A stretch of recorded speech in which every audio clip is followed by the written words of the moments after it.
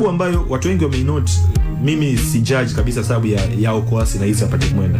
Yanga tempo ya mchezo haikufa kwa sababu alitoka ya Okwasi. Tempo ya Yanga kushambulia ilikufa alipokuja kutoka Alan Okello.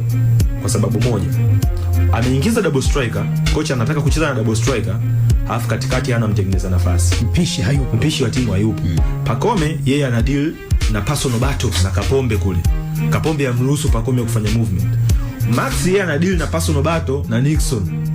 Katikati ya uwanja unaduka Buya.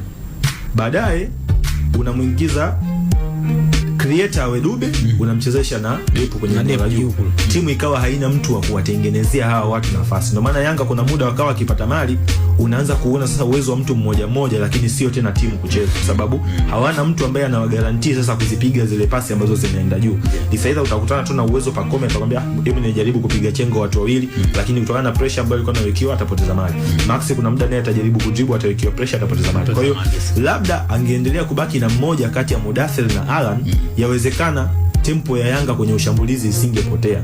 Ndio maana ukija kumwangalia attempt pekee ambayo Depo aliifanya jana ni ile attempt ambayo ilipigwa pasi zaidi ya mita 40 kutoka kwenye box huko, alipiga I think ni Duka Buya. Duka alipiga mpira mrefu kadondoka, Depo katika harakati za kutaka kucontrol akaumiss control, mpira ukatoka nje. Ile ndio attempt pekee ambayo Depo alihusika nayo kwenye mchezo wa jana. Kwa sababu gani? Nyuma yake hakukuwa na mtu ambaye anamgarantii kwamba wewe kimbia, mimi kuna pasi nitakuwa nakuletea.